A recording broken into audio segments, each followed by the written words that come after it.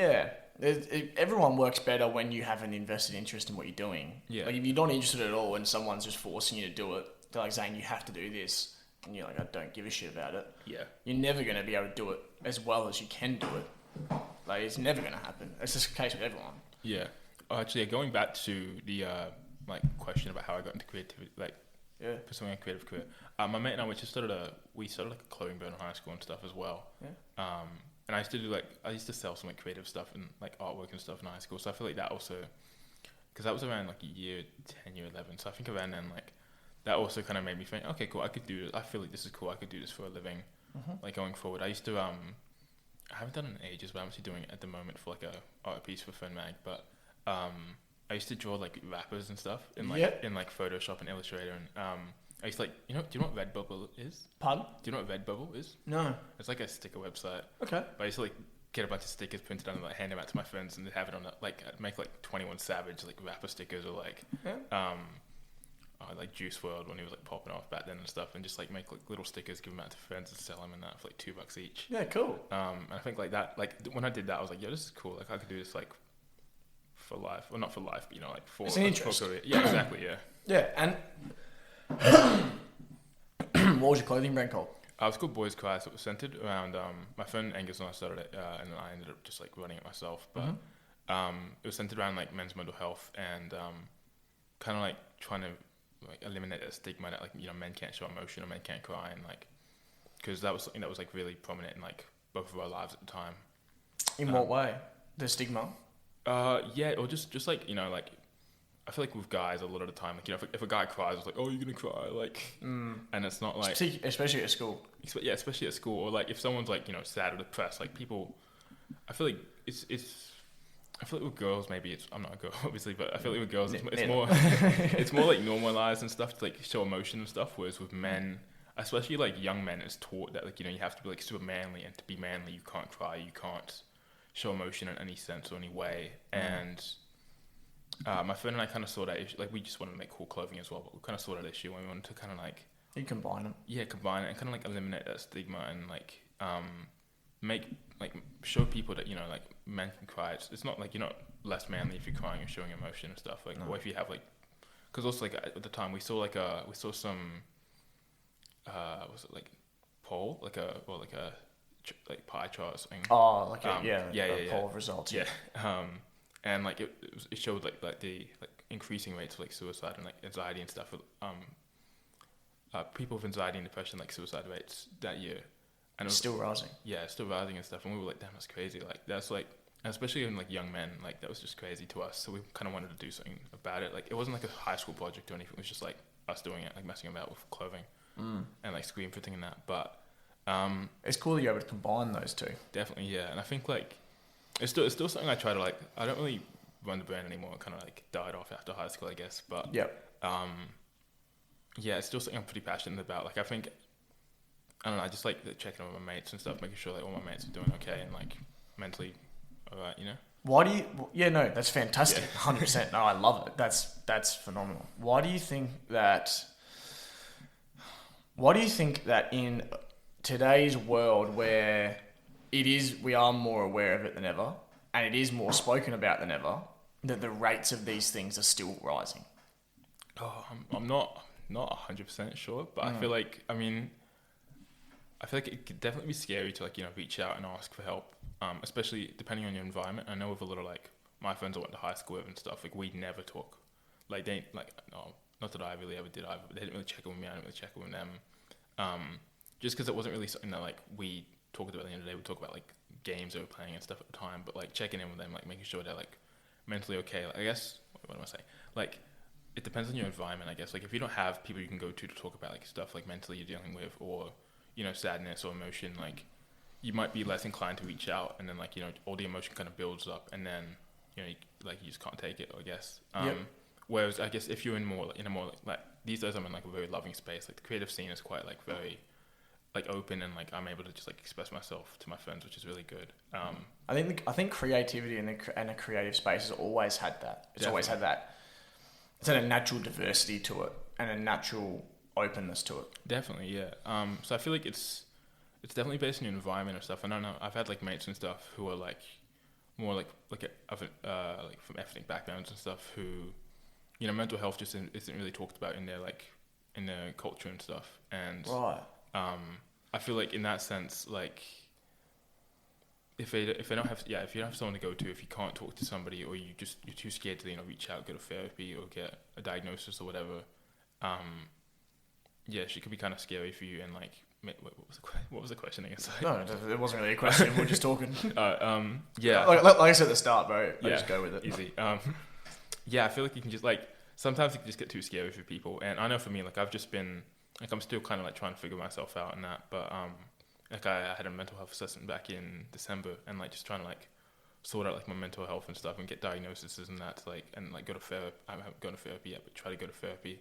It's low-key like it's pretty scary because it's not, I guess, like growing up, the people I hung out with, it wasn't normalized. Now it is like 90% of my mates were in therapy, which is so good to see. Yeah.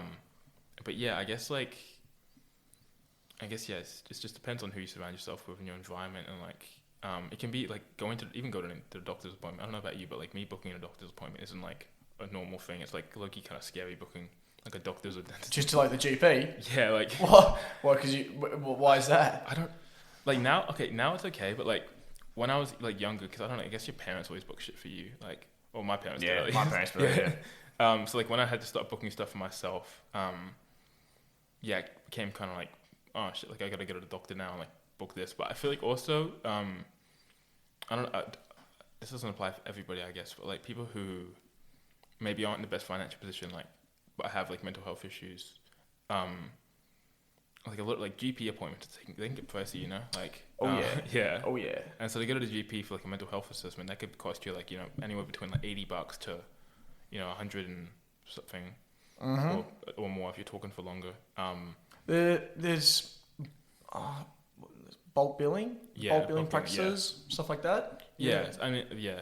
So like, I mean, if you can get bulk billed, or if you have Medicare, which hopefully you do, like that's really good. But like if you don't have that, I can see, like, you know, just I guess people just like hold their emotions for too long, and sometimes like you need to let it out. But sometimes if you don't, I guess that could lead to that, you know. Is that what?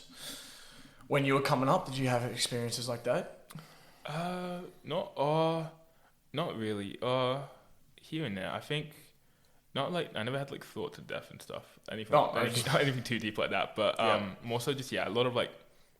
I think in high school, before I started doing creative shit, I definitely struggled to like fit in and like express myself properly. Yeah. And then even in high school, still like even after I think when year 12 hit, like I kind of expressed myself more and like I was kind of more in touch with stuff. And after graduating stuff, like when I'm not really friends with that many people from high school anymore. Just because like we've all gone our different ways and stuff. But I think like when you find your own kind of like tribe or like your own kind of like community, the people that you connect with, exactly, like people who you feel loved around, people who like are like-minded to you, I feel like it's easier to express yourself and easier to like, you know, like talk to if you need to talk to someone about like some mental health and stuff. Like if I'm having a panic attack or something, I'll text like one of my mates and stuff and just like call them up or whatever, and vice versa. Whereas before I would have never done that shit in high school because like I just didn't feel like comfortable talking to that around my mates, you know. Okay, that's beautiful. And yeah, you're right. Finding the people to have around you and that connection, and mates who will listen to that. Yeah, exactly. Like having mates who you can call when you're in that situation and they'll listen and be open to it. Exactly. So important. And deceptively rare. Like if you have mates like that, which it sounds like you do. Yeah. You're a lucky man because that's a deceptively rare thing to have. Is friends who will effectively be on beck and call when you need them. Definitely, yeah. And it's important. And a lot of people don't have that, and that's where it can spiral from. Yeah, exactly. And a lot of people say they do. A lot of people say that they would, or they have that connection, or they've got that group around them, but they may not. Yeah. No, like I know, like I haven't done it in a while, but I used to use like little mental health check-ins and stuff, like on my story every now and then, like how you doing and that. Yeah. Or like even if like one of my mates tells me like, you know, they're not doing the best, like I always try and like, you know, find like, obviously if they need space, I'll leave them alone. But like, you know, Yeah, it's not but yeah, space. exactly, yeah. But like if they feel like they need like help, or like I kind of just talk to them, I call them up. But I feel like a lot of the time, if someone says, oh, like, you know, I'm not doing the best mentally, a lot of the time people's replies would be like, oh, hope you feel better, and then like they'll kind of drop it. Yeah, get better. Yeah, get better soon or whatever. So, bro, it's not helping shit. Whereas like if someone's reaching out to you, you kind of gotta like, I mean, it depends on your relationship with the person, of course, but you kind of gotta like flesh it out a bit more and like check in with them, make sure they're doing okay, because like, you know, like that could be someone's, like if someone texts you say, hey, I'm not doing too great, that could be the like call for help, you know. That is, yeah, absolutely. Exactly, yeah, absolutely, yeah. And when it's someone who is in some kind of mental hole or really struggling, their first response is probably going to be like, yeah, I'm fine. Exactly. Or like, yeah, no, I'm all good. And you're right. You got to sort of not pry to an uncomfortable level, but you do have to dissect it a little bit more. Because you could be like, hey, how you doing? And they're like, yeah, no, I'm alright. Yeah. And you don't want to just be like, oh, no worries, and then leave it. Because they're unlikely on first message to be like, well, this is going on and this is going on and I'm feeling this and this happened. Like, it's not really going to happen. So it's important that you sort of push a little bit more. Yeah, definitely. Did you begin to find that connection when you went into the creative space a little bit more? Is that when it started? 100%, yeah. Like, I think there were definitely some mates and stuff I could talk to, I guess, like, not really in high school, but like family friends and stuff. But, yeah, it's like when I went to the creative scene, or when I started Friend Mag, actually, like I met so many more creatives and stuff, and then like kind of diving into the creative scene, just like models and like creatives and stuff I was friends with, definitely like more people I could talk to about it, and because I feel like it's more like mental health and like just emotion and stuff is more talked about in the creative scene. Like people don't really, it depends on the creative, I guess. Most people don't really give a shit about like what you do or like who you are. You're just like welcomed in, and I feel like that's something I kind of needed in my life at the time. Okay. Because that like.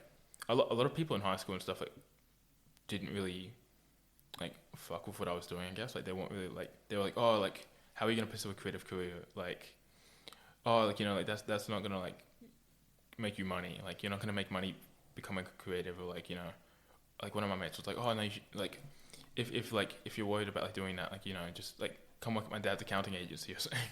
And I'm like, looking back, I mean, that wouldn't be good money, I'm not gonna lie. But yeah, okay. But it's just not for you. It's not for me, yeah. And like my mates and stuff used to be like, oh, like why are you pursuing arts in like year 12 and like year 11 and 12? Like you should be pursuing like becoming a lawyer or becoming a doctor or something, like an actual like good job. Like you know, creativity is not a profession. I'm kind of like, nah. Can be. Could be, yeah. Yeah, now today more than ever. Yeah, and I feel like nowadays, like just like, because even like picking a career in year 10, like when you're like, how old was I? I was like 15 or 16. Yeah, 15, I think.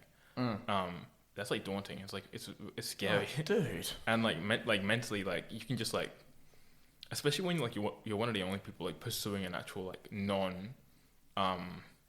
professional or like non-traditional career. Non-traditional, yeah. Yeah, it can feel like kind of like scary, I guess. So like when I kind of finally like found like other fashion designers and other creatives and stuff who were doing the same stuff as me, it felt like, oh, like I can kind of like exhale a bit now. Like, oh shit, like these are people who are doing the same thing as me. Yeah, I found my people. Exactly, yeah. And I feel like I do, like I run events every now and then, like launch parties for my magazine or like little like events and that. I was gonna, but yeah, go on. And like at the event, like we'll have like 200 people or so, like all creative people just come through, and like it's so cool just seeing like all the people from Adelaide like pull up, and like everyone's just like like you might have a painter, you might have like a designer, and like some model, like kids who are just like in their like 15, 16-year-old, like who are just interested in the same stuff. And it's cool seeing everyone connect together, and like yeah, it's kind of cool to see like this little, I'm not saying I built it, but like it's cool to see this little like creative community that I've kind of like brought together, you know. No,